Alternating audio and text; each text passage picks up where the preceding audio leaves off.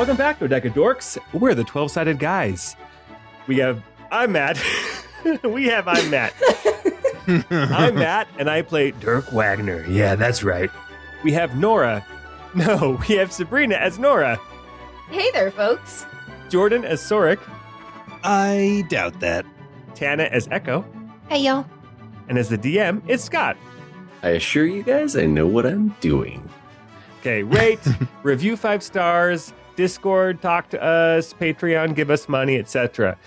I want to get serious, you guys. I'm sorry to bring it down a bit, but we're recording this episode at the beginning of July, right at a major point in history, a moment that'll have significant impact on myself, my family, and my country.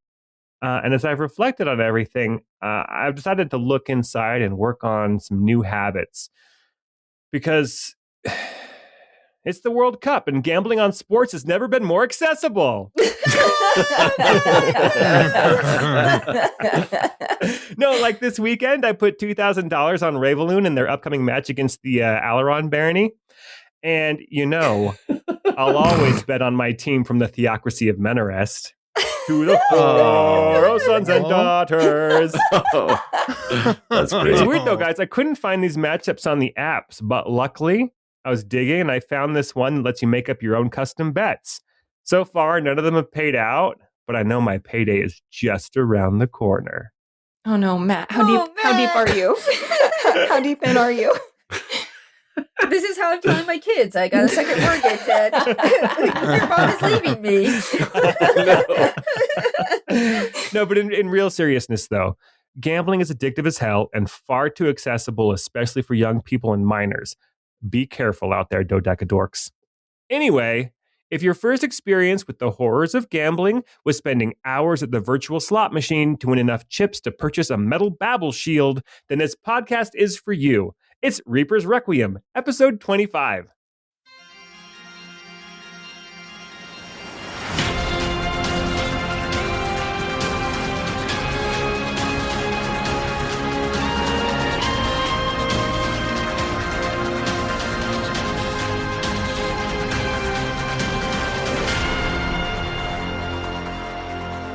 My mom wouldn't let me do the gambling in Saffron City and really? Pokemon Blue. I was like 5 years old, and she was like, "No gambling on the slot machines." There. That was one of my first times gambling too. Was in Pokemon.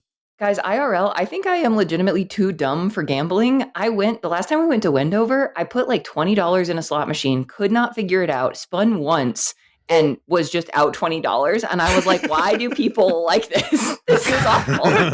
They do make them complicated, I feel like. The slots is my least favorite game at a casino. Yeah. If I'm going to play, I'm going to play like Texas Hold'em, where there's a buy-in. I can say I'm going to spend this money, and I'm not going to buy in anymore. Yeah. And I'll probably, somebody's going home with all of it, so I'll just plan to just lose that money. Yeah. See, Texas Hold'em is one of those ones where it's like, I feel like I get into my head too much, and like I'll like try on the fly to calculate the odds of different things while I'm sitting there, which I think it's like the pros do that, which is why I try and do that. You're trying to Rain Man it? Yeah, well, and then I'll try to figure out the odds, and I'll be like, all right, there's like a 12.5% chance that somebody's got a queen and they're gonna outdo me. So I think I can bully the pot. I'll get really strategic with it, and so I'll push in a bunch of chips. And somebody will just be very casual and be like, no, sure, I'll call. I'll go all in or something. And it's like, and then they manage to on on the river or something, they'll get the queen and then they take it. And I'm like, oh my gosh. The river is the last card to be revealed in Texas Hold'em for all you non-poker literates. I was like, what is bullying? What is the river? I genuinely think I'm too dumb to gamble, you guys. Says the one who solves all the riddles. Seriously. Yeah, though. seriously. You're too smart to gamble. And Jordan, I know we referred to you as Rain Man, but I actually have always thought of you more as Zach Galifianakis' character from The Hangover. Yeah, that's a little more accurate. Nice. This is a little peek inside Nora's head, since we've got a peek inside Dirk's. Ooh. Not quite as cute, but I suppose that meeting went okay. I mean, Thord Maiden Aloan and his wife did seem to genuinely want to help us. But it's disappointing we're no closer to finding a name or any sort of identification for these Forgotten Tide cultists.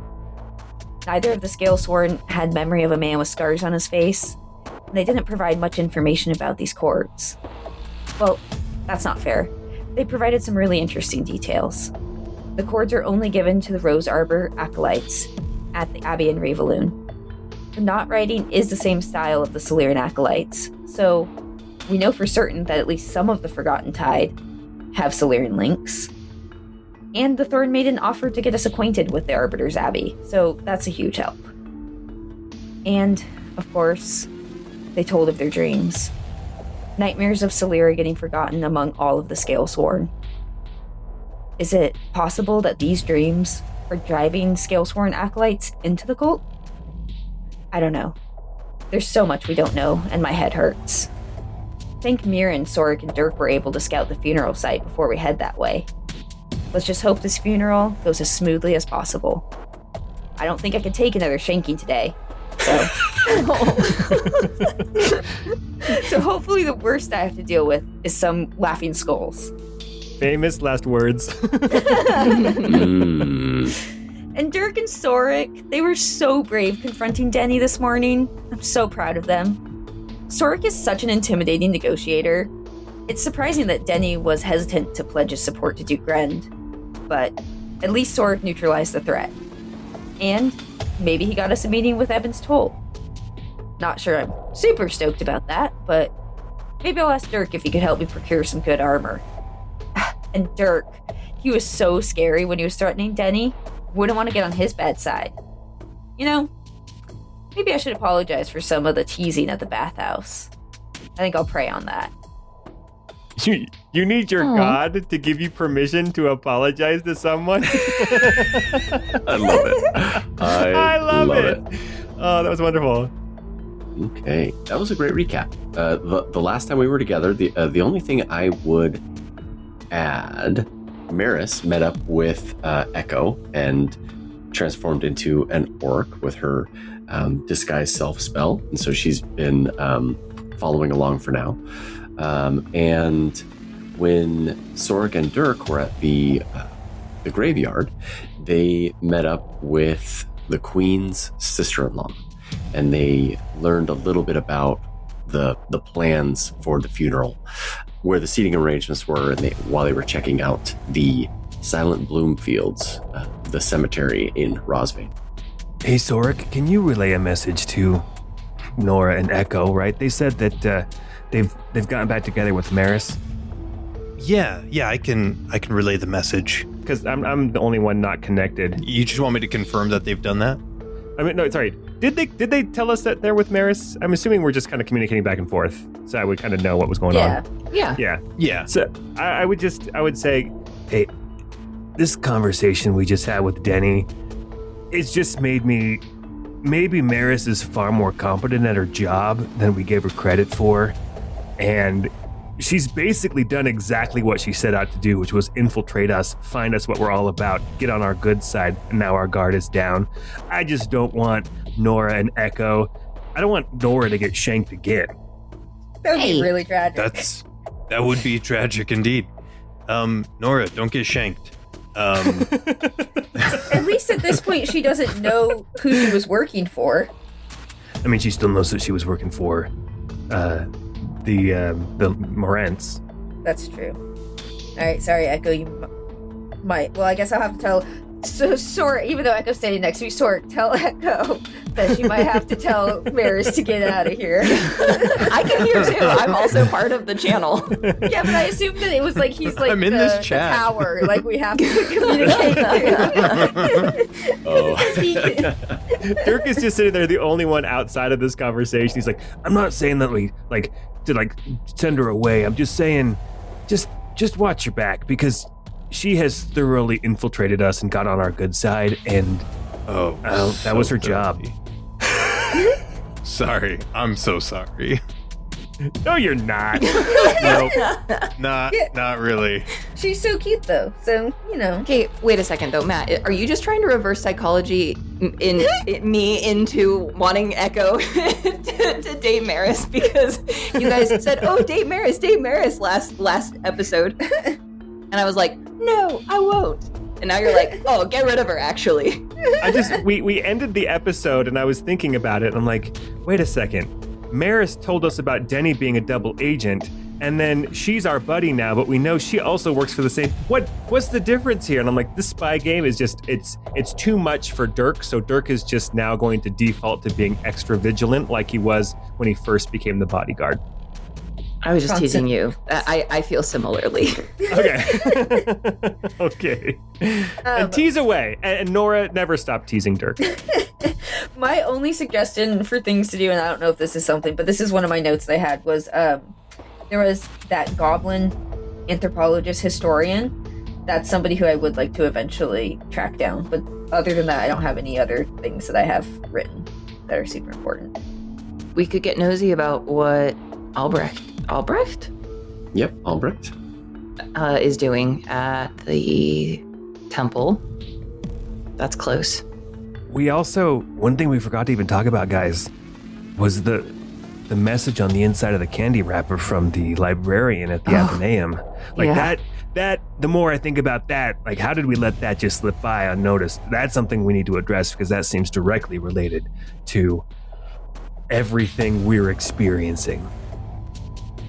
Also, if we're listing off like old stuff that we forgot about, I think, Dirk, you still have a ring that we found in the very first Peace Peddler we found, and it has like some sort of raven's claw on it that is related to one of the houses here. Well, that's true, yeah. Oh, shoot.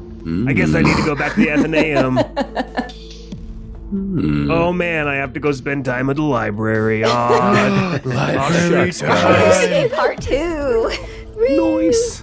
But I mean, that's probably going to have to wait till after the funeral. We should probably start making our way back. And I mean, I got all ready for the funeral. I'm on my fanciest duds, my only duds. But is everybody else kind of ready for a royal procession with the Duke?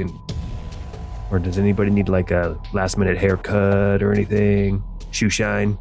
I think I only have one pair of clothes, and also, am I a part of the Duke's retinue enough that I have to be in the procession?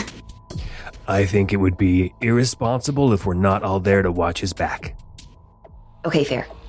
Well, I can just stop by the Temple of Mirren and grab some dress robes since these ones are a little bit ripped up, but that shouldn't take long.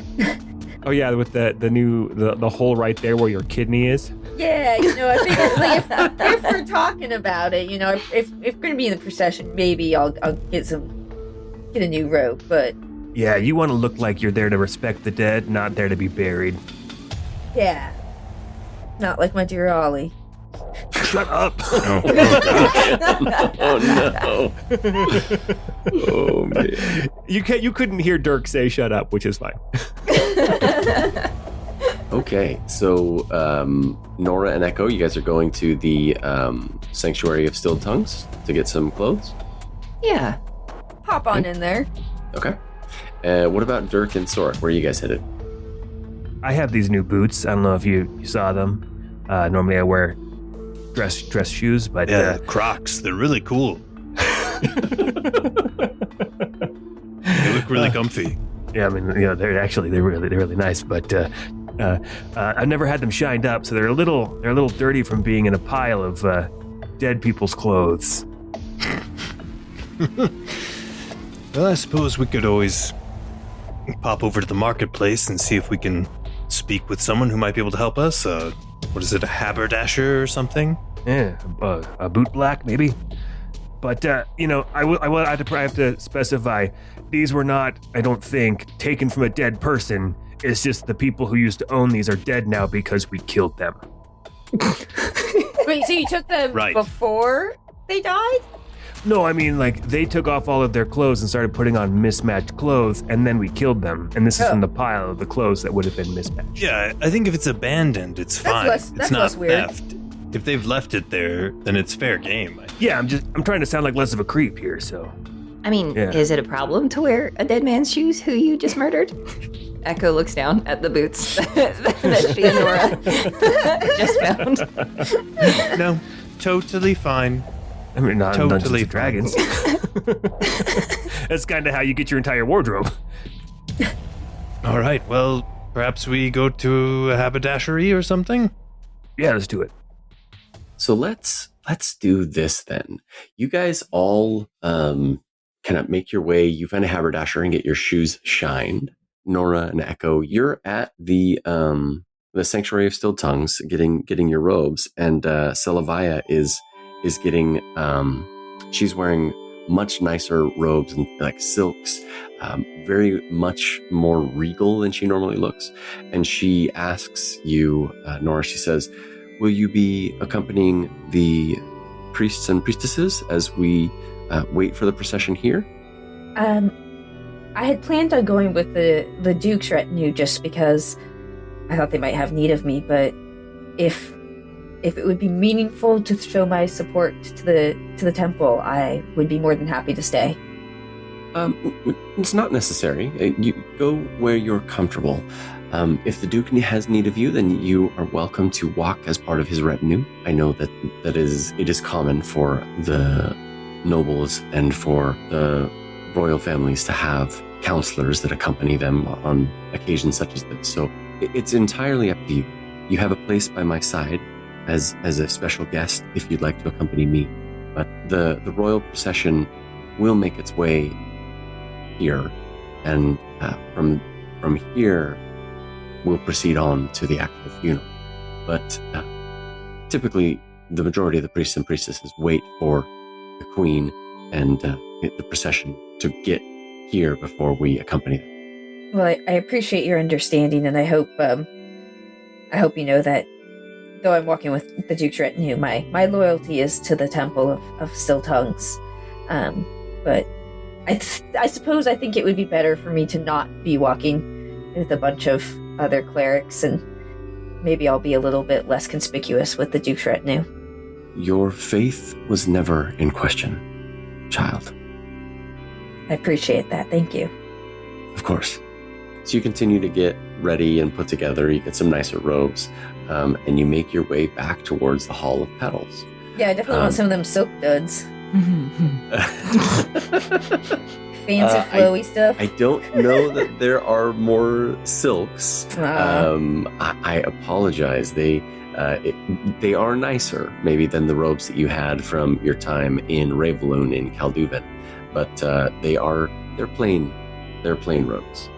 As when you finish up at the Sanctuary of Still Tongues, the spell that Maris had cast wears off, and she turns back to herself, kind of partway through, like, as you guys are kind of walking through the streets, and she looks at you, Echo, and she says, "I think that's my cue to find a quiet place to hide." So you're not going to the funeral? I'll be nearby. Okay, well, stay in touch, because, after the funeral, we've got a whole laundry list of things to do, and maybe you can join in, yeah? Yeah, that sounds great. I enjoy good laundry day. Echo's gonna give her a hug before she leaves. Yeah. Maris will hug you back, and it's like a nice, like, gentle but firm hug, and then she kind of skips off and like darts around a corner and vanishes kind of in the crowd pretty quickly, actually. From there, you guys all make your way back to the Hall of Petals. As you guys make your way and you get into the Hall of Petals, the front area, which is normally used for the petaled guards, they run their military practices and their exercises and drills there. So there's kind of like a large grounds there that's typically open.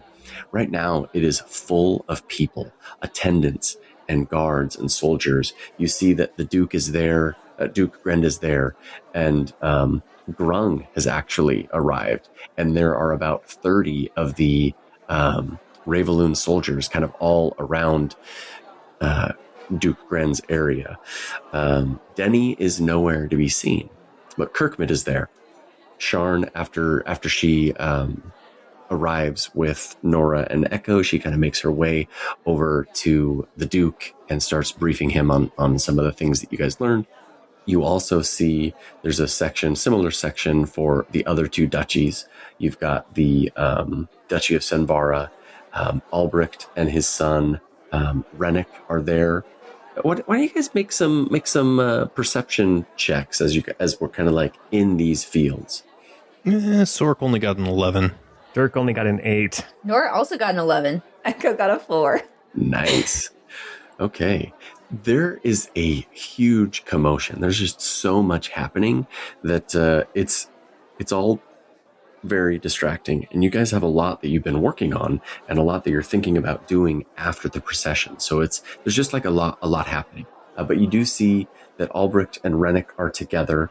Maris is not there with them, but their general Sora is there, and so is Elaine. They also have a handful of about 50 of their guards with them.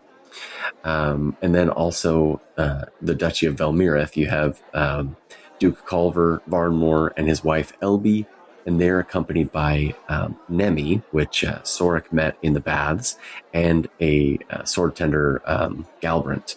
There's also about 20 guards with them. Just a large gathering of people. There's also, you see Alexia is there, and she's there with the gnome woman that Sorik and Dirk met. They are having a quiet discussion. They're kind of like in the middle of the field, and that kind of brings us to the middle. There's Alexia is actually wearing, she's not in the black gowns that you had seen her in before. She's actually in the bright white of mourning. And she's wearing this like elegant, like it doesn't have like a lot of embroidery or like stitching. It's very like plain as far as like decorations go, but it's very flowy, and it appears to be made out of like very fine fabrics, maybe silk, maybe some velvet in there as well. And her face is veiled, but it's with a white veil. Standing next to her is her maybe brother, an inference that maybe Dirk and Sork can make from their interactions with her sister-in-law. And then in the middle, like next to them, is about 10 of the pedaled guards, and a man that I think you guys have seen, but I don't think you've interacted with yet. He's in, I think you did meet him like briefly, Captain Lennox. He kind of a stern-faced human with brown hair and kind of like a graying beard and mustache. He's standing there chatting with the queen and her brother and sister-in-law. In the middle is a massive granite coffin, and it's hovering above the ground. So it's floating in the air, and it seems to be propelled or being moved by some unseen pallbearers. There are some royal guards and royal wizards about, and so you assume that someone is casting some magics to move this coffin without the need for like actual pallbearers. The pedal guards that are around, they have like 15-foot tall lances with white trailing ribbons, like dangling, kind of like waving in the wind. The procession is getting ready to start. You guys didn't pass the perception check. Is there anything you guys want to do like before we start kicking off the procession? There's also lots of servants, lots of people kind of moving around, milling about. There's people putting together flower arrangements kind of all around the king, kind of like all in his coffin. Many people are like handing flowers for Queen Alexia to hold. She has more flowers than she knows what to do with. And her sister-in-law is holding some as well. The flowers are all brightly different colored. I think if you can say no to this too if you'd like, but I feel like Sork is kind of a what's the word? It eludes me for the moment. A brony? Well, I wasn't gonna say it. Jeez. I believe they prefer the term equesticles. Oh, geez. Oh, I'm starting the next podcast recording with that. That's amazing. But he's very suspicious of everything and very on his guard. So I think I might roll a Fiosrock burst of clarity on that perception roll just to see if it like helps him discern something. And we'll consider this burned officially just because he's definitely doing it. It's only an additional 3, so we wound up with like a 14. A 14 is probably good enough. I'll give you some additional information. There is like, as you're kind of looking around, well, I guess I'll ask you, like, what do you want to like focus in on as you're like looking around? I don't trust Duke Farnmore, and so I'm paying attention to him and his retinue. I'm trying to like judge, almost like trying to read another person at the poker table, which we've established earlier. I'm really bad at that. So, so like, you know, do they seem like weirdly smug and confident? Is there the possibility of there being like a public attack that's being done to coincide with this? Is there anybody like suspiciously sneaking around in the cemetery? Anything like that might tip me off as to something that might happen right now. Okay. Sork thinks that if a group were trying to destabilize Narravethis, they might make a public display of threat, almost like a terrorist type of an attack, and use that as an excuse to assume leadership and say, we need strong leadership right now. And so he sees this as a potential opportunity for somebody to try that. The odds are not high, but that's the kind of paranoia he carries. Yeah, so you're looking around and focusing more on Duke Culver Farnmore and his wife LB, and Nemi. You see that Nemi, she makes eye contact with you as you're like looking, and she's watching you and Duke Grand and yours at the same time. Culver and LB are quietly chatting, but they glance more than at the Mourns. They're watching you and Duke Grand. And they seem to have, with the 14, they seem to have like much more attention towards Duke Grand's retinue than the Morent retinue. And with a 14, that's as much as I'll give you. Okay. You don't get the idea that, I mean, it's possible that they could be planning something. You're doing your job by being suspicious about that. So I imagine that you're kind of checking all the corners, looking around. Clear? Yeah, exactly. You feel fairly safe. There's a lot of guards, both between, the 3 duchies. There's a bunch of the pedaled guards around. The Rosvain wardens are nearby as well. So the distinction is the pedaled guards work directly with the throne, and the wardens are more the local watch or police force within the city. There's a lot of people with combat experience around. So if something did happen, you feel like the Duke would be safe. Like you feel confident that you'd be able to survive some sort of a disaster, but I think you're smart to stay alert. Got it. Okay. Just a couple questions. The unseen pallbearers, would I know if that is because he was reaped, so we don't know who would be his pallbearers? Is that kind of common, or is it just because he's got a multi-thousand pound stone sarcophagus that they're transporting? This is like both a show of like royal display. So they're using magic to like move his like massive coffin around the city. It's not uncommon for there to be like unseen servant style pallbearers for a procession like this, not directly related to the reaping. But you, as you're thinking about that, and this is just something that all of the players you'd be aware of, there's a distinct lack of crying. And the mood in the air is weird because of the reaping that just happened. But it's more like everyone is just so tired of what they just went through. Okay.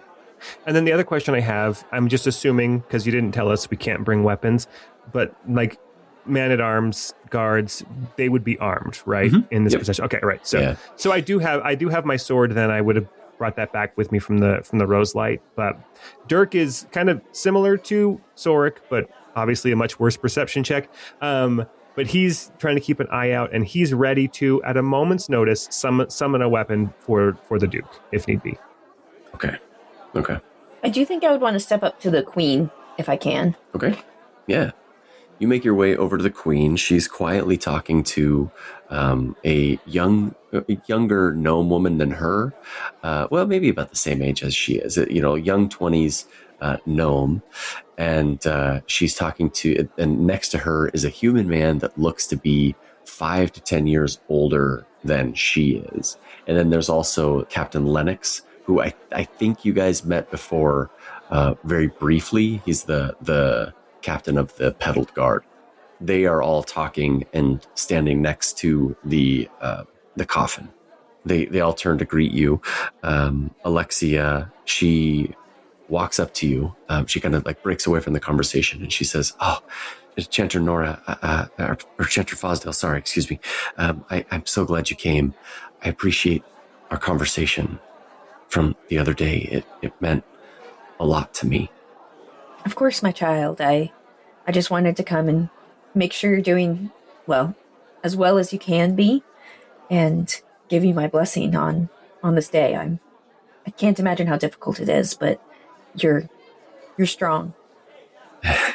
Thank you, Chanter. I have a heavy heart with everything that's happened, but I don't know. Last night I lost myself in my art for the first time in ages, and I feel a little bit more at peace now than I did before. Well, that's good. Creation of all types, of all art, can be peaceful and grounding. May I ask what you work on? Oh, I would never get paid for such things. But I do sketches. I've worked with paints before, but I am no professional by any means. It is purely a hobby, something I enjoy. Well, don't sell yourself short. Hobbies are so important to keeping your mind focused. Thank you, Chanter. Here, I have entirely too many flowers. Would you like one of these bouquets? Oh, well, thank you. Yes, that's so kind of you. So many people will be handing these out as we're walking. So I'll just be like passing them around. We'll be laying them atop the coffin as well. So by the time we get there, you won't be able to see the old king anymore. Well, I wish you the best of luck on this day, and I'll leave you be, but just wanted to let you know that Mirren is with you. Thank you. I appreciate that. What about Echo? What's Echo doing while we're here? I think Echo is she's sticking close to Dirk, and I think she feels, did she also get like a cloak from, or like new clothes from the temple, or no? Hell yeah. I'll procure you some clothes. You could be wearing like Chanter's robes if you'd or like. Or like an altar boy's robes because you're so small. Yeah. There's definitely like altar boy robes somewhere. Okay. Then if she's wearing altar boy robes, which yeah, probably. I think she just feels like very out of her element and is trying to do her job and trying to like be a good like protector for the Duke, and pay attention to things. But this is like the biggest show of like power and people that she has maybe ever seen. Like this does not exist where she is from. And so I think she is just, I mean, with a 4 perception check, she is just overwhelmed. I think she is dysregulated. Like stimulation overload. Yeah. Too much going on, too much noise. It's just absolutely packed. Okay. After a little while, some horns start blaring, and the procession kind of kicks off in full. The 10 guards with the tall lances with the white ribbons, they walk up to the front gates, and the gates open. You see a massive crowd of people. It's not like there's not like a cheering crowd. It's a very somber, like quiet crowd. A lot of people turned out, and it's an occasion like this for the city to be mourning their past king. The air around you feels more like a funeral procession for everyone that was just reaped. There are sad faces kind of as far as the eye can see. It's a very quiet crowd. All that you guys can hear is like the faint wind, like the whipping of the ribbons, the quiet murmur of like hushed conversations. Very somber. The 10 guards start passing through the gates, and the coffin slowly follows behind them. It's moving at like a slow walk, maybe like a 2 on a treadmill. That's a brisk pace for some of us. Okay, maybe a 1 on a treadmill, I guess. I don't know. The queen follows closely behind the coffin that starts moving, and then behind her is her brother and his wife, and then in order, the Duke Varnmore comes next, and then Rennick and his father, they follow, and their retinues with them. There are like small breaks in between with like some soldiers. It's kind of like a makeshift parade that you guys join up with. Duke Brend, your group that you guys are part of, follows up the rear. Duke Brend is walking. He's proud, like standing tall and like kind of looking about. He feels kind of more at home in this like show of like a procession than he has in a lot of the other settings that you've seen him in. Maybe from his time being a mercenary, maybe some time as like a gladiator. Like he feels kind of at home, like being in like the center of a crowd, kind of like this. The attendants with them, with Duke Brend, you've got Sharn with you, and Kirkmid, and Grung is actually walking with you now. We haven't seen him for quite a few episodes, so I'm sure that there was some conversations and some reconnecting there with him, maybe specifically with Dirk, because the two of them had worked more closely together than some of the others. And then the soldiers behind. Dirk will ask, "Did you bring John?" Oh, yes. He's at the stables. I missed that idiot. I forgot that you had a donkey named John Mulaney. Oh my god! Yes, Mulaney is doing just fine. Yes, excellent beast of bird. Oh, good. Okay. I made sure to feed him the strict regiment of carrots and apples that you had said. Yeah, I mean, he gets gas otherwise. You don't want to be behind that. Yes, of course. Don't want to be behind my gas either. Oh, you. And you guys have, an exchange. He also mentions, he says, so I hear you don't work directly for me anymore. Last I heard, I was a man-at-arms, so I don't know. Moving up in the world quite quickly there. I think I had a couple battlefield promotions, although I don't know that anybody else is really keeping track. So, bodyguard for the Duke. I'll still drive a cart as needed. That's fine. This is a lot of stress. This is a lot more stress than just making sure the cart's on the road. Sure. Yes. Keeping the Duke alive. That's a majorly important task. Although, I don't know that he needs you or Kirkmid or anyone really. He can defend himself fairly well, but it's good to have a show of protection. We shall see. I'm actually quite nervous here. So just, hey, head on a swivel. keep an eye open. Of course. One of the things that you guys notice as you're looking around, Duke Grend and his retinue is dressed the most plainly of the others. Rennick is dressed in like very fine clothes. So is Duke Culver and his wife. Your group, and maybe except for Sharn, stand out as not having dressed appropriately for the occasion. Damn, I should have taken those robes from the high priestess. Should have demanded them. And it's nobody comments, but it's it's pretty obvious, like as you're kind of looking around, and it's maybe there's a vibe of Ravaloon being the furthest north duchy, and maybe a backwoods country sort of duchy, and so it's kind of what is expected, if you will. That's like the perception that other people have. Hey, What can I say? I look good in red. It's true. So the procession starts out towards the streets. I'm going to have you guys make some more checks as you guys start walking. There's people lining both sides of the streets, kind of as far as you can see. You're walking the main roads for now, so you kind of head out from the northern gate in the Hall of Petals. You kind of head east, and then you turn sharply south, maybe like 2 or 3 blocks after you leave the Hall of Petals.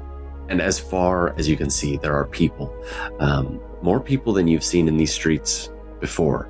The impression that you get as you're kind of walking is that many people must have traveled in from Breckenfold and from the South Flats. Like, the city is jam-packed with people. Even people from the Lantern Way. There's people in all different types of clothes, from the all different types of classes, from the nobles to the middle class and to the peasants and field workers as well. Yes, it's a fiefdom, the system that they do. I know. ditch the whole plan. Let's start a revolution. That's a right. proletariat revolution. Hey. Get rid of down bourgeoisie. Okay, so just so we're keeping track, we hate newspaper monopolies, we really like crime monopolies, and we want to overthrow the government. Yes. Yeah. Perfect. Yes. Sounds about right. Out of all 3 of those, I think the crime monopolies is the most important to Dirk. Amazing. So why don't you guys make I'll take like either perception or like insight checks kind of as we're walking around, as you're like following this procession, and then you'll notice you'll either like intuit or you'll notice different things based on what you guys check. A 7 for Dirk on perception. 5 perception. Oh, Or I no. got a 15 insight. Okay. Sork got a 16 on insight. Okay. Ooh. As you guys are walking, so Dirk and Echo, you were both very distracted. This is a lot of stimulation, and it's kind of unsettling. Like, as you're like walking through the streets, like maybe you didn't know what to expect walking through, but these are not cheering crowds. These are somber, sad crowds, and the reaping from the night before definitely impacted the mood. Not that there would have been cheering or any joviality for the funeral otherwise, but even this turnout feels odd. Nora and Sorik, as you guys are walking, you notice that many people from the crowd walk up, like just freely into the street, and many of them are holding flowers, and they start like laying them atop the king that's passed, and atop his coffin. At first, there's just 1 or 2 people that come, but as you make it further and further down the streets, you see that every block that you go down, a handful of people kind of step into the street and offer a flower or 2. You notice that the people that are handing those flowers, they're not from any one class or affiliation. I mean, they're from all different walks of life. And this is a common tradition for a funeral. This practice of like covering the dead with flowers as you're making your way to the actual gravesite. But with nobody remembering who the king was, it doesn't make sense that this many people would be laying flowers.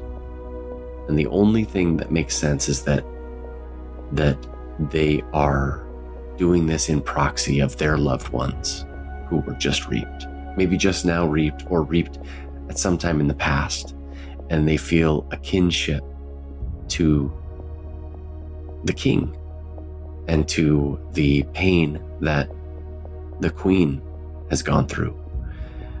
Many of them even move to approach the queen after they lay the flowers down, and the guards kind of like shoo them aside at first, but after a while you actually notice, and the queen's a little ways ahead of you guys, so it's not like you can see her very easily, but there's an older woman who she moves towards the queen, and you've watched these guards like push anybody else like away, but Alexia like stops them, and this older woman is just like sobbing. She's one of the only people that's like actually crying, and she just kind of like falls on her knees in front of Alexia, just crying.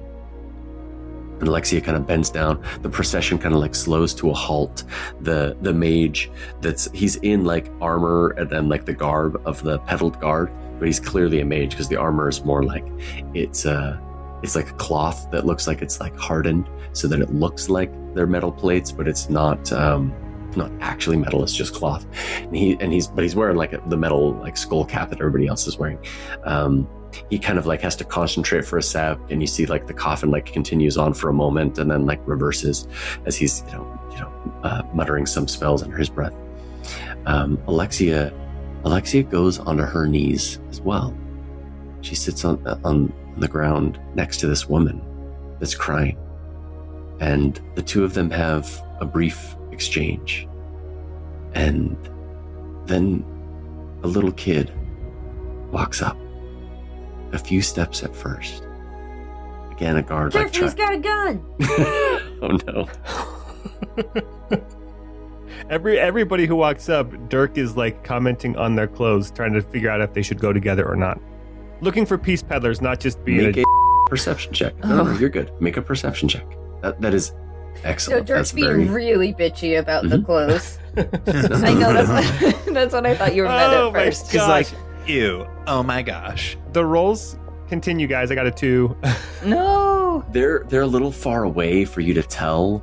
The woman that walked up was definitely probably from like Lantern Way or Breckenfold, not upper class. The little boy is probably from some noble family. He's dressed very well. He kind of tentatively walks up, and the guards like move to like shoo him away. But Alexia motions him up, and he gives her a big hug.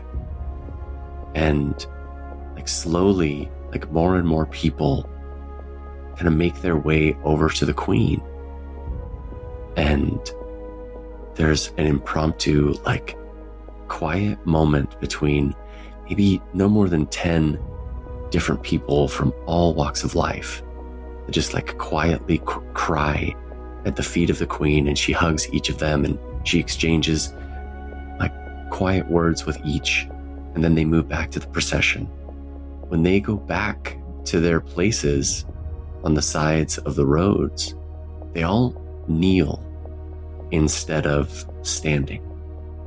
And then like a ripple kind of moves through the crowd, and slowly everyone starts to kneel for the king and the queen as they pass through. Seems like she should just stay queen. Seems like people like her. That's what I'm saying. She has my vote, but I don't actually get to vote. I'm sorry. I'm a convicted felon. Yeah. After a moment, you guys continue. The procession continues south towards the temple quarter. You get to an archway kind of at the northern end of the temple quarter. It has statues of the 4 ascendant gods and goddesses, or god and goddesses. There's a statue for Caliph, Mirren, and Celira, and one for Iroh. They're kind of like, there's this like big archway, and it's like a motif for each one. And as the procession approaches this archway, standing in the middle of the arch are the high priests and priestesses of the different temples to each of those deities. 2 of them that you've met before. So Celavia is there with many of her attendants. She's in absolutely gorgeous gowns, the ones that she was wearing when Nora, when you went over there earlier. Next to her is Thorn Maiden Ilawan. And then there's also 2 more priests and priestesses that you hadn't met before. One, she's in the red, like ochre sort of robes of Caliph. She's a Goliath woman, kind of grayish skin. She's got like tattoos and markings kind of on her body. Very strong, looks like a very capable fighter type, just like the bearing of like a warrior. And then next to her is a priest of Iroh, and he's the only one that's holding something. He's in kind of like very nice, like wool brown robes with kind of like a lighter cream colored, like a scarf. He's carrying in his hands a small pot, like a small like clay pot with like handles on the side, and in the pot is embers. It's a bunch of embers. He is more than likely the coal father for the temple. The 4 of them are standing there. The procession approaches. The guards kind of walk up, and the ones carrying the large lances, they approach and they kind of fan out to the sides. The coffin approaches the archway where the queen walks up next to it, and the 4 high priests and priestesses approach. They each lay down flowers and gifts onto the coffin, and then they assume a position directly behind the queen. And with them are a number of attendants, no more than 3 or 4 each, but the procession has grown in size just a little bit. With them, some familiar faces that you'd met before. Harla is among them. There's the gnome chanter that you met, the old gnome chanter that you'd met before. And then there's also just a handful of other priests and priestesses from the other sects join the procession as well. Give my homies a nod. Mm-hmm. That's just it. I give them a nod, a knowing one. Yeah. You receive nods from each of them. There's a moment before the procession continues. It's not like there's a break in it's not done, but there's people move around just a little bit at this point. Someone approaches you, Nora. Oh my God, not again. The Coal Father that I described a moment ago, he was pretty far away when he first approached, but he's kind of like a middle-aged dwarf, got a red beard, but kind of like graying hair on the sides of his head. His beard is adorned with like different like metal rings. He's got it braided, like his mustache moves into like 2 long braids that kind of hang over his beard. His beard isn't braided. His beard is kind of like a nice curly texture, and then the mustache braids like dangle over it. He's wearing the robes of Iroh, and he's got in his hands this pot of coals. He walks directly up to you. He like walks straight past the other retinues, like almost completely ignoring everybody, and he approaches you, Nora, and he bows like very, very low, and he says, "Chanter Fosdale, your reputation precedes you." I'm sorry, sir. I'm not quite familiar with your name. I apologize. Forgive me. No apology necessary. I am Coalfather Boren Hearthforge of the Temple of Iroh here. I just wanted to take a moment to introduce myself and say that our world is blessed because we have the gift of remembrance again through you. Oh, that's so kind of you to say, Hearthkeeper. It's again it's all Mirren working through me, but I do my best to bring what good I can through this troubled time. Indeed. If you have time to spare, I would love to chat with you. Maybe further on into this evening as the funeral proceeds. But I just wanted to introduce myself and wish you well in whatever your endeavors are. There's always a place if you need to come to the temple. Iroh would welcome this gift as well. I appreciate it. Blessings upon you. And you. And he retreats back to his place over by the queen. Are there still, I'm assuming, like lots of folks along kind of like the sidelines? Yeah, you can't really like get out into the streets. The streets are kind of like lined with people, but the middle of the road is blocked off. So like you guys can move about among the procession, but it would be harder to get into the streets. I mean, I think Sork will continue to just kind of like keep a watchful eye around. I might, if it's okay with you, maybe I'll roll another perception check just to kind of refresh himself. 17 this time around. That's a good one. Anything new that you're trying to look for, or just kind of more of what we had said before?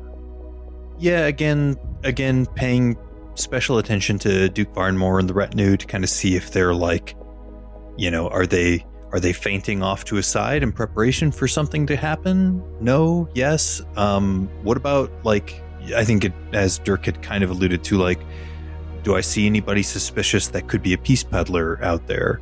And then there's the old, was it Duke Colmes? The former Duke Colmes? Like, yes. Is there any weirdness out there? So Sork is he's just being very paranoid, as always. Mm-hmm. Yeah, you have not seen Eldrin Colm yet. Maybe through your discussions, before the preparation, a lot of the nobles are waiting at the graveyard.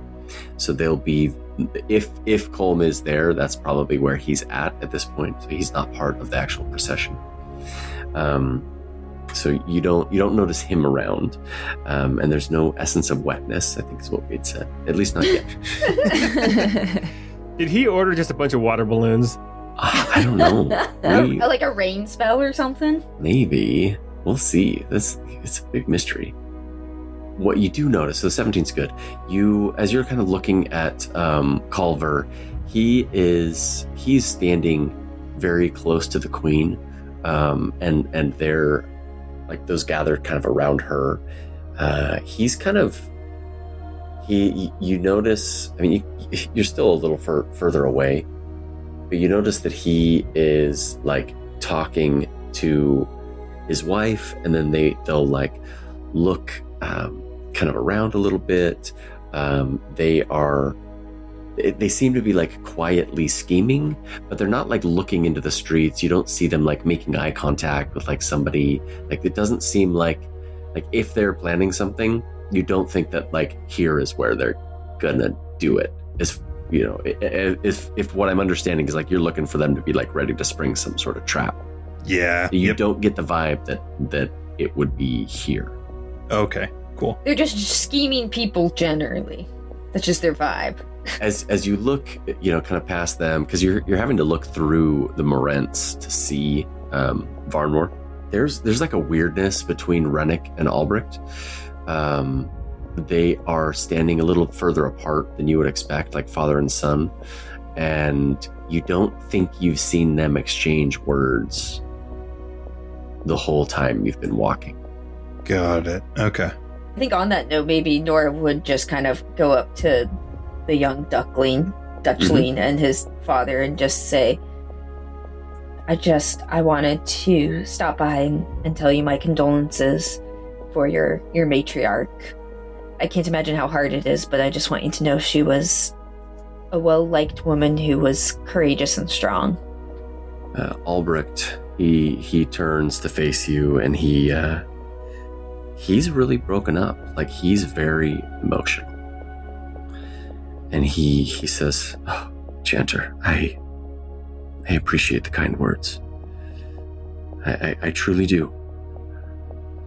You can't imagine what it's like waking in a bed next to a woman you no longer remember. That has shaken me." Sounds like my Saturday night.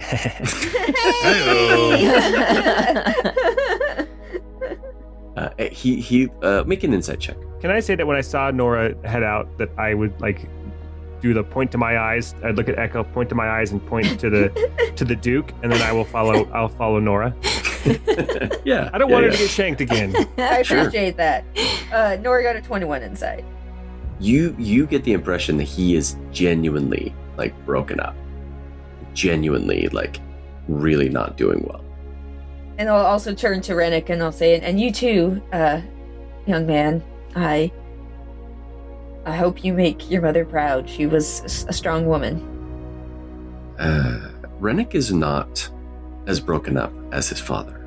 He kind of turns to you and he says, yes, Chanter, I intend to make something of House Laurent. Well, I think your mother already made something of it, but I sure hope you can add to it in your own way, bud. Yes, that is the plan. Pray for me. Pray for my success. Blessings upon you both. Oh my gosh. That is the best. That is the best reaction ever from like an ecclesiastical leader. That was amazing. And Dirk, you're part of that too, so if there's anything you wanted to say or interact. No, I'm just there. He says, yes, I will need all the gods on my side. I mean, they already are. Who am I kidding? Oh, Jesus. Okay, well, yeah, no, Nora will give them both blessings and mosey back to the Duke. When he says that, though, Dirk will be like, "Oh, really? You got something brewing?" I'll say that straight to him. Straight up to him, I'll say that. Okay. Dirk doesn't have like political tact. He'll just he'll hear what he thinks is maybe, hey, we got plans you don't know about. That's smart. This kid seems like he's the guy who would talk. Make a persuasion check. Okay, let's see if I can get a better roll this time. Boop. Okay, you know what? It's a 17. I'm gonna take a calming breath and try real hard and add a D10 to that. Oh, Nice. Man. Oh man. It's only a 19. I only rolled a 2. Okay. But still. Yeah, no, that's a great roll. That's a really good roll. If it's a success, then otherwise I'll get the D10 back. It's a success. Okay, great, awesome. He puts a hand on your shoulder. He's a little taller than you, not like dramatically taller, but he puts a hand on your shoulder, Dirk, and he says, "Oh yes, big plans. Big plans. I would see the throne for my family." Do you have like a timeline? That's a lot of hubris for somebody who just lost the head of household. Oh, well, I'm sure my mother was about to be queen after all this. I mean, we can't remember exactly what was going on, but that's my assumption, that she was the rightful next person, so therefore I'm the rightful next king. You got like papers, or you have soldiers? Like, what are you thinking? Like, how are you going to secure this? You're just going to come in and tell everybody that you're supposed to be the king? Well, they'll believe me if I tell them. They have to. They have to. Oh, baby boy. That's cute. 10. Oh, that's so cute. But if they don't, I'm sure I can make them believe me. Okay. My mommy told me. She told me I'm the most special boy. No, but if I have to, I'll make them believe me. Yeah. Hey, but I meant to ask, is your stomach feeling any better? I know you were, My stomach? yeah, you were in the, Gosh. you were in the bathroom Yes. for quite some time the other night. Oh. Yeah. I'm going to make a check. The rumble guts? I do have to make a check. I want to see if he recognizes your voice. He caught that explosive diarrhea disease that's going around the country right now. He says, I was a bit under the weather yesterday. I didn't make it back to the inns until after dinner. But no, none the worse for wear. Thank you for asking. All right, well, best of luck to you and your. I hope your conversation goes well. And I'll head back over toward Duke Grend. Okay. As you walked away, did you say, "Hey, stay loose, bud"? just let it out. Too funny. Yeah, was the problem you were too loose or not loose enough? Because different remedy. Yeah. Those are different issues. The procession picks back up, and you guys start walking towards the cemetery. The procession approaches the main gates, and the soldiers kind of like file out along the sides. Their long lances with the ribbons are still kind of billowing in the wind, and they're kind of standing. They make a large perimeter around the iron gates. Within the gates, you see that's where all of the soldiers that weren't following you have kind of amassed. They are lining the clay cobblestones that kind of run through this garden. There's rows and rows of headstones. There's two larger mausoleums kind of in this eastern section of the graveyard, and there's more mausoleums out to the west, but these are kind of the two more prominent ones. There's people kind of gathered, a lot of nobles from all over the city, maybe even some like visiting dignitaries. Lots of familiar faces, a few that you haven't met yet. I think everyone here has been on a map that we've gone to before, but you haven't interacted with everybody. So there's some familiar faces. Lord Merowyn is there. He's standing next to Lady Thesira, the Yuan-Ti woman. There's also an older half-elf man standing next to Chorus. There's kind of attendants and servants kind of all about. But these are all of these nobles are kind of standing on the sides of the cobblestone pathway. As you guys as the procession kind of enters into the graveyard, most of the priests and priestesses, the attendants of the high priests, they kind of file out and stand near the entrance. It seems like they're not officiating or taking part in the funeral.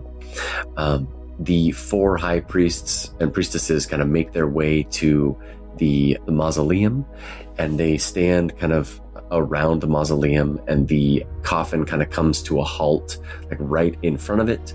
I'll describe the king to everybody. I didn't describe him earlier. Now that you're kind of like getting to the funeral, he's a young looking human with brown hair, very peaceful looking. He's kind of and they must have cast some sort of gentle repose because he's been passed for quite a while at this point, and his body doesn't seem to be in any sort of state of decay. In fact, well, if you guys approach it, we could make some checks there. He's looking fresh as hell. Yeah, he looks fresh. Handsome guy. Do people get are they able to look at him, or does that bother them too? Like when they're putting flowers and stuff on? For some reason, you don't get headaches when you look at their dead bodies. Weird. That is weird. So it's like you want to look at the dead body. Well, it's like the closest thing you can have to study it. Feels good. It feels good to look at the dead body. Yeah. Wait, is this common or just with this king? Sorry. That's common. Okay. Yeah, that's common. The procession kind of proceeds through the cobblestones and makes its way towards the mausoleum. Rennick and Albrecht, the Morents, they kind of position themselves on the north side by the fountain. Duke Grend stands next to Rennick, just south of him on the east side of the path leading up to the mausoleum. Queen Alexia stands next to Captain Lennox, and her sister-in-law is next to her, and kind of standing over, his hands on her shoulders. Alexia's brother is right there. He's got kind of brownish hair, same complexion. They look very is that similar. Mullet?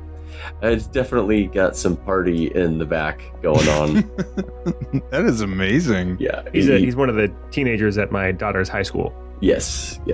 And then just south of the queen and her brother and sister-in-law is Duke Culver and his wife Elby, and then their spymaster Nemi. There's also a few other familiar faces that I didn't mention. Lyria from the Roselight Pavilion is there, and she's standing next to an older man that I think Sorik would be the only one that would recognize, but Duke, or pardon me, he's not Duke anymore, Sir Eldred Colm is standing. Fire your work. Dude, that guy looks like someone who would leave a whoopee cushion somewhere at a funeral. Yes. 100%. And laughing skulls. Sir Colm is standing next to Lyria, and then right next to him is a blue dragonborn man in a very nice suit. And this seems to be Colm's attendant or servant or assistant.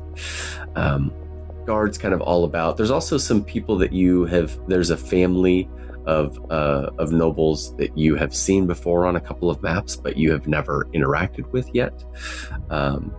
Grung is standing next to the guards near the entrance.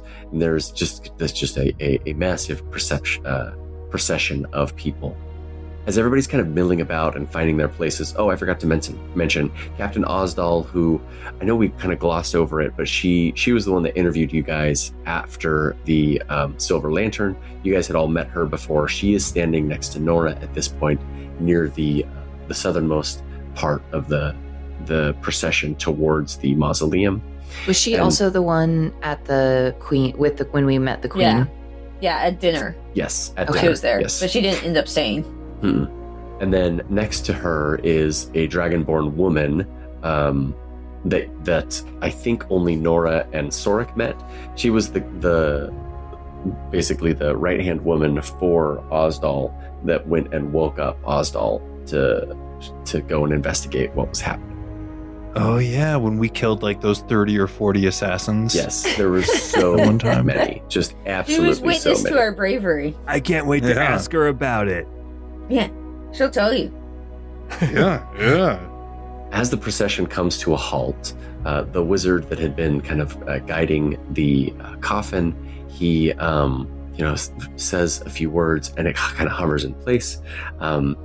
Some of the nobles and some of the people around are picking up flowers, and they're they've got bouquets and things, and they're taking turns kind of laying flowers atop the king.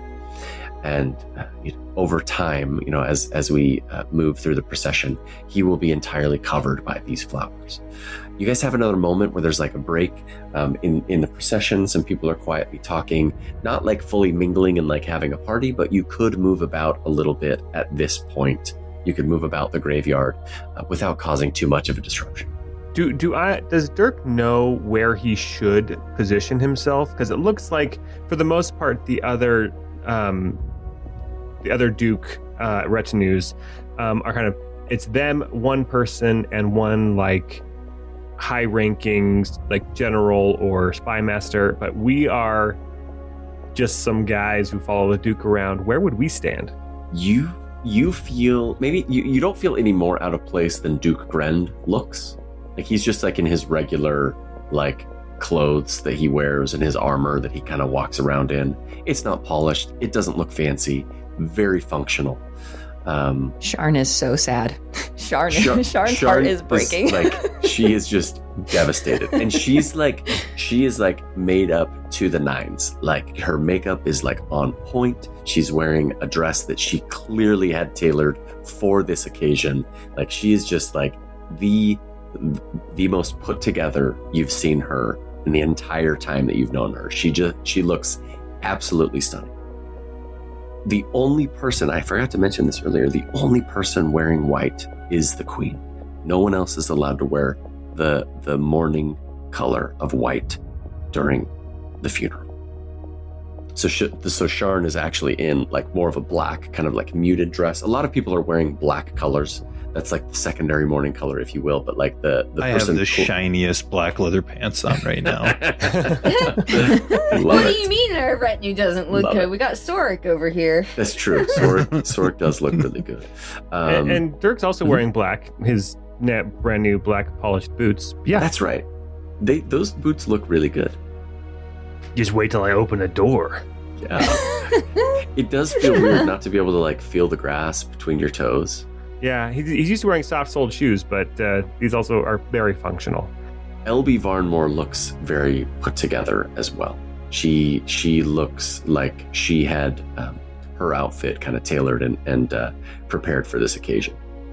So what would you guys like to do? We have like a brief break before the actual procession starts. Oh, to answer your question, Dirk, yeah, you feel a little maybe out of place. There are a lot of people with the Duke.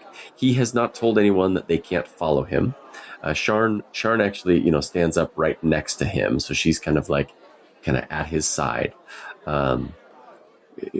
She's not like taking his arm or anything, but she's standing next to him.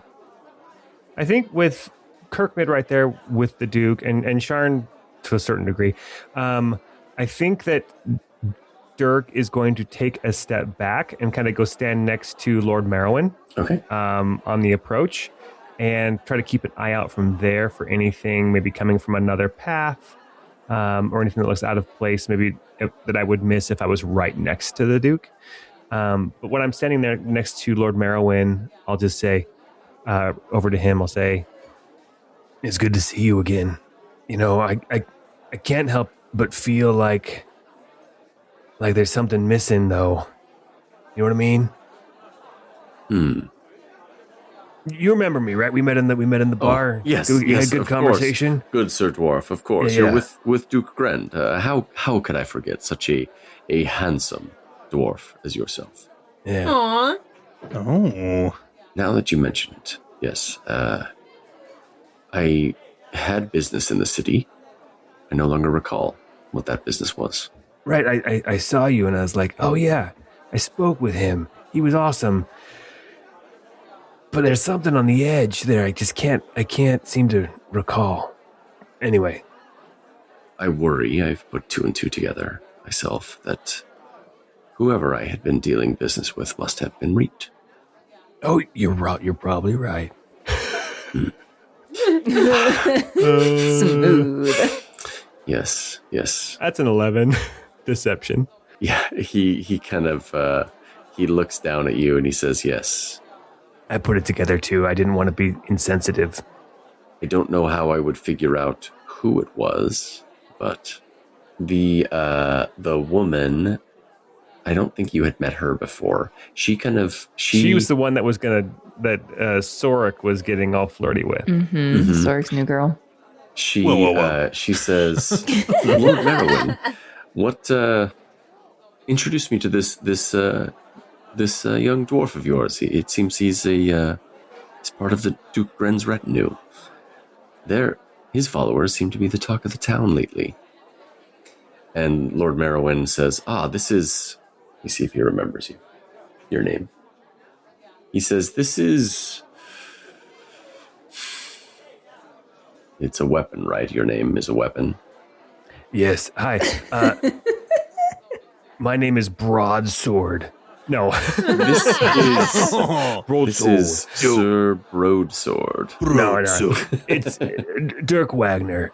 And thank you. Yeah, the retinue, I don't know if it'd be the whole retinue. I'm just the bodyguard. I think you're thinking of the chanter, but I'm just muscle. And I'll continue to look around, try not to be distracted by her haunting beauty, knowing that even though she's a Yuan-Ti and may have some poisonous qualities to her, Dirk is resistant to poison. Oh my god. She is indeed gorgeous, and she's giving you attention for a moment. She's not just ignoring you, but she says, "Oh, indeed, I have heard of the chanter that follows him, but it's not just him that's made a buzz. It seems that wherever she goes, she's accompanied by a few others, and You seem to be causing quite a ruckus about the city. Oh, ruckus. I hope that's a good thing. I find opportunity wherever chaos seems to happen. So yes, I think it is good. Oh, well, you're welcome then. Indeed. Very, very glad to have done you some favor or kindness, even though inadvertently.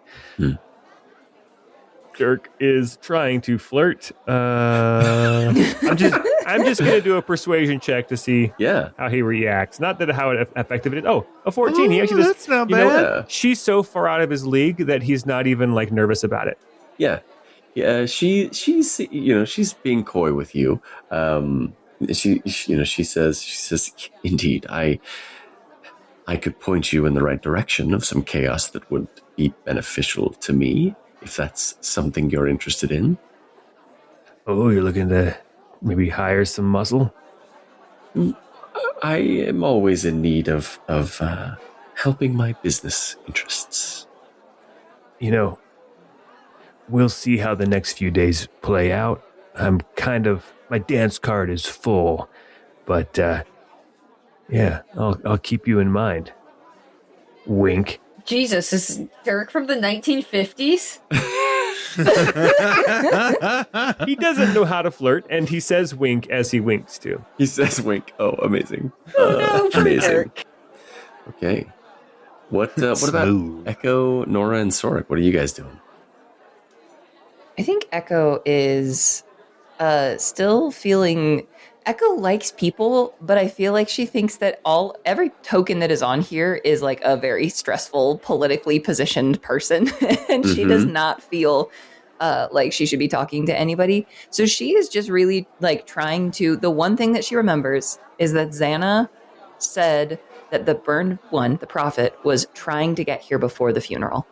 And so she is just looking for like anybody that looks like they might be like burned or scarred or like anything.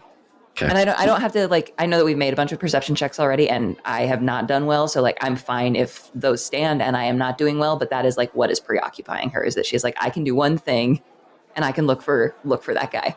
I will. Why don't you make another perception check as we're kind of like milling about? Oh, a 10 that time. You don't see anyone that matches the description of a burned person. Nobody with like, considerable scars. You don't see anyone that's, there's no peace peddlers about in this vicinity or Forgotten Tide. Emotionally burned. Everyone we don't need to feels talk about raw. that, okay? Everyone feels emotionally raw. Even you guys. It wasn't long ago that you were stabbed, Nora, or that the town was reaped and you guys had weird experiences in the night. It's been a strange day. It's been a very strange day. I think Nora is actually going to kind of be standing up by the Duke. I think previously she would have kind of gone and stood more like with Dirk in the back, but she's starting to feel a little bit more confident. Like clearly people are taking her seriously, maybe too seriously, but yeah, she's kind of going to be a little bit more front and center and try to be imitating Sharn's coolness kind of vibe. Okay. Sharn leans down to you and she whispers, she says, this might throw them in a weird direction, but I'm going to step back and why don't you stand next to the Duke instead of me? Are you sure? Oh, of course. But your outfit's so cool. It should be shown off to the utmost extent. Thank you. I spent entirely too much money on this, but I'll wear it occasionally. I know it. It looks so good. It really does. We could have gone out together. We could have commissioned something together. I forgot to ask you guys when you all left the other day. Maybe next time we can get some matching T-shirts. That'd be cool. Yeah. I don't know that I own any T-shirts. Well, that's why we gotta go get some matching ones. Oh. Here, watch this. And she kind of, she steps back and like ushers you to stand next to the Duke. And she kind of like points out, she says, just observe how everyone is going to now be looking at you and the Duke and asking themselves so many questions. and none of them will be about anything. That is pretty good. They'll be making assumptions for days about this. Yeah, Nora will step up there and do her best to look cool as a cucumber. Let's see, what should I roll for that? Yeah. Like maybe a performance? Let's do it. Let's see what we get. All right, that's 15. I can handle that.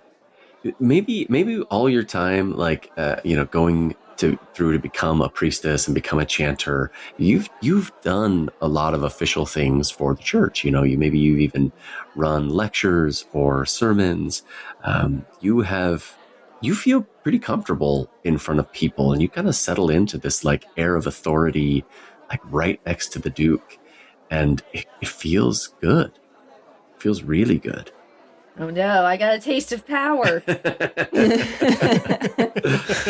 And you notice, like, people are looking at you and then, like, turning to the person next to them, their neighbor or friend, and they're, like, quietly whispering. You even see, like, Duke Culver, he kind of makes eye contact with you, and he has kind of a grimace on his face for a moment. I'm going to wink at him and not say wink. Not say wink. But how will he know that you were winking at him and not just like have one itchy eye? He nods his head back at you, and then he turns to his wife Elby, and the two of them like exchange some words back and forth, and then Elby steps back and starts whispering to the elf woman next to her. You have sparked something over there. Sork is going to kind of make the rounds. He'll pay his respects to the late king, and then head to the former queen first, and he will say, Your Majesty, I wish to express my condolences once again for this loss that the nation has experienced. I candidly speak, of course, of you losing your husband, but I also speak in terms of the nation losing you as a queen. You appear to have been well loved by these people. I appreciate the kind words, and the meal we shared last night was some of the first laughter I've had in some time. You and your friends are enjoyable company. You flatter us. And it was a wonderful experience to be able to be there with you. I hope, if I might offer some thoughts or some guidance, I hope you will consider that this world is in need of people who can take on the mantle of leadership and not let it corrupt their soul. You are still young, but you have a wisdom to you and an authenticity which the people seem to resonate with. That is no small gift. If I were you, I would hone that ability and not hide from it. Those are indeed kind words. I'm going to make a roll real quick to see what she understands of your insinuation.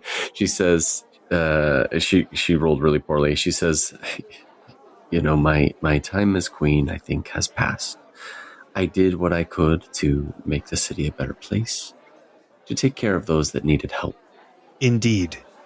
And yet, the country may still yet have need of you. I bid you farewell. And he'll make his way over to Duke Varnmore now. Okay. And he'll very politely kind of bow to him and say, Good Duke Varnmore, it is good to see you, despite the solemn occasion. I hope you are well, as well as your charming wife. Yes, it is quite the somber occasion. I trust you and the Duke have considered what we discussed, and I hope to see an arrangement between us come to fruition soon. Indeed. And I hope you also have given some thought to this transitional period, and perhaps you can recall the way that the people responded to the queen there. I should say the now former queen. To lose her would certainly be a blow to this country, and it would seem well to figure out a way to utilize such a gift to help strengthen and bolster this country at a time of potential disunity. Indeed, I have been thinking along those same lines myself. I hadn't considered needing her endorsement, but you're right, I do need her to endorse me as well. Not exactly what I had in mind, but I'm glad that you can see her value to this country is still great, and I hope that you will keep that in mind. Once again, it is a pleasure to see you, and hopefully we will speak again soon. Yes, we will. He'll head over to Duke Morent, and he'll say, "Well, Duke Morent, it's good to see you. I'd also like to offer my condolences for your recent loss as well. Though we unfortunately cannot recall the details of your mother, she certainly has raised a strong and intelligent son who can be wise as it relates to the leadership and direction of his duchy." I will need a deception check. Okay. Come on, don't suck. Oh, nat 20 for a 25. Whoa. Okay. He's like, I am really smart. No, the deception was Sork lied about not being able to remember. And him being smart too. Yeah, so there was that too. I fully was just like, make a deception check because I'm dumb. Yeah. So Rennick kind of nods his head and he says, yes, this is quite the opportunity. You're right. I have a lot going on in my head right now, but a man such as myself, I'll be able to figure out the best course of action. Of course, you said so yourself. My mother raised a smart boy. A good boy, a smart boy. One such as yourself certainly is taking stock of the assets to which he has access or has claim to.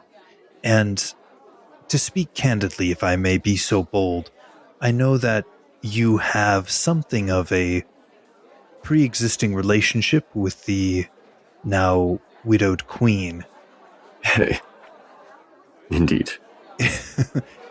If I might be so bold as to just encourage you to value her for the individual that she is, you may have noticed how the people turned to her. There is a deep admiration here for her, and I think that her ability to lead and the power with which she holds is something that goes beyond mere title, and that is not something to cast aside lightly. Quite right. Make a persuasion check. Come on, don't suck. 16. Yeah. He says, indeed.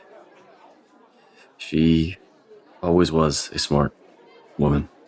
Not just smart, but possessed of a good heart. That's something very rare in leadership, and something that this country desperately needs. Oh, leadership? She wasn't the king.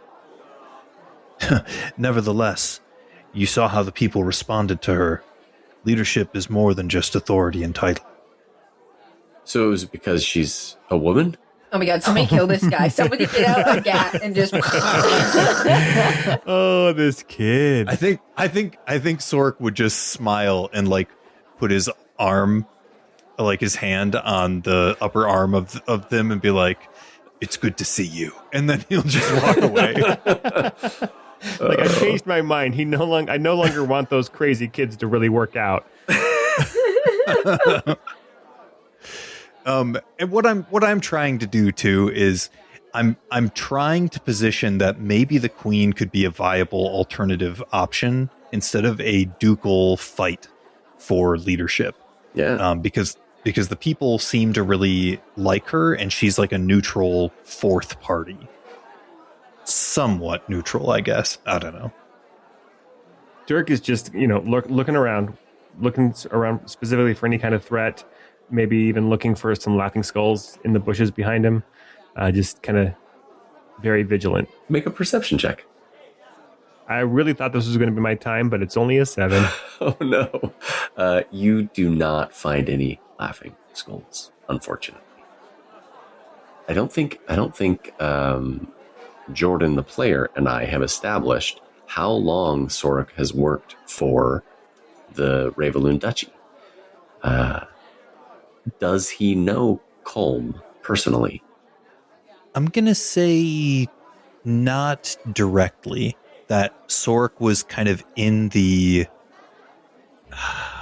he was in the orbit of the kind of ducal leadership, but it was when Grend came in that Sorek was able to kind of step in and begin to have greater value.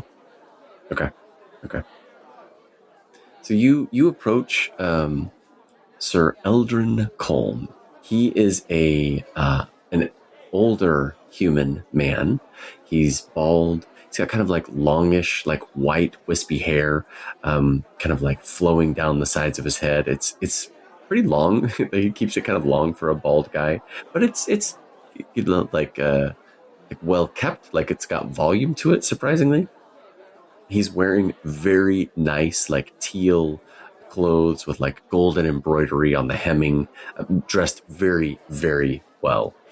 Right next to him is a dragonborn man that I described like really quickly, but now that you're up closer, he's got like ice blue scales, just very like sleek and like slender looking face, like very slight frame. Like he's kind of a smaller man. He's no average height, but he's very, very skinny in a very tight fitting like darker blue suit. So like white sleeves, but like the suit is just a vest.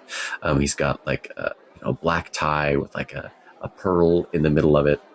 He is standing there, and he has a satchel kind of on the ground at his feet. The attendant does, not Colm. Okay. I think Sorek would approach Sir Colm, and he will bow and smile and say, "I believe we have not yet had the pleasure of meeting directly. My name is Sorek Blackmere, Sir Colm. It is a pleasure to make your acquaintance." Sorek, Gren tells me great things.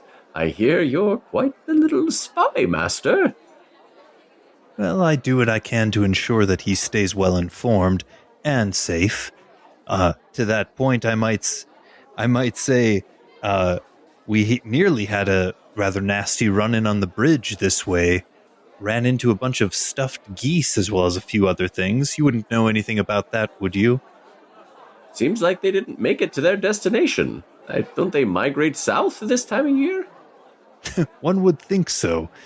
But yes, and I hate to tell you, to speak quite candidly, my compatriot and I were here earlier, and it sounds like they were able to remove a lot of the laughing... Was it skulls? I can't remember. Yeah, they were skulls, Yeah. And they removed some of the laughing skulls that they found about here. Strange to find those in the graveyard prior to the funeral procession. Indeed, a mystery. But I'll tell you this much. He kind of like leans forward conspiratorially. He's like, I don't think they found even half of them. The other half are in my bag here, you see? We went and picked them up. Couldn't have laughter during the funeral. No. It's going to be much more wet. Oh, God. Well, I'm already wet, so thank you for all of... Oh, man. Yeah, I think Sorek is kind of like smiling, and he'll like kind of wink at him and say, it's a pleasure to run into you as always. I'm curious, with the wisdom that you've had holding the ducal seat for many years, what are your thoughts as it relates to the question of succession? here for the kingdom? I think run a kingdom long enough, you're bound to go a little mad. Yeah, that seems reasonable. If you weren't mad to start, you'll be mad to finish. And I'm sure history is replete with examples of exactly that. Well, I don't want to take up too much of your time. It's a pleasure to see you despite the occasion. Indeed. And you and yours are always welcome at my estates. Thank you. We may take you up on that. I'm always looking for company. It gets quite lonely with me and Isgrith here, where we make do as much as we can, but we don't get the visitors that we used to. Well, we'll have to see if we can remedy that once we have seen to stability restored to the leadership of the country. And you said Isgrith, is that correct? And he'll turn to his valet or whatever his person is. Isgrith bows formally, and he says, "Sorek Blackmere." It's a pleasure to meet you, sir. Likewise. If I can be of service, please let me know. Most kind. Thank you. Well, I will leave you to it. Wait. If you don't want to get wet, then you should cry. What? I'm sorry. This is giving me Leap Dave Williams from 30 Rock. Oh my God! Yes. If you cry, you get candy. Leap Day Williams. Oh my gosh. I forgot all about that. I did too. That's hilarious. That is hilarious. Well, I think with that, Sork will bow and will return back to the side of Duke Grand and Nora. Awesome. I think that is probably a great place to stop for tonight. Whew. I am anxious. I'm really nervous that this is where you want to stop. We could. This is a good place to stop for tonight. I don't want to get you guys wet until the next episode. Oh God! Too late, man. Too late. The essence of wetness. That's our sister podcast, 12-Sided Guys After Dark. Subtitle: The Essence of Wetness. The Essence of Wetness in my pants. Well, thanks so much for listening.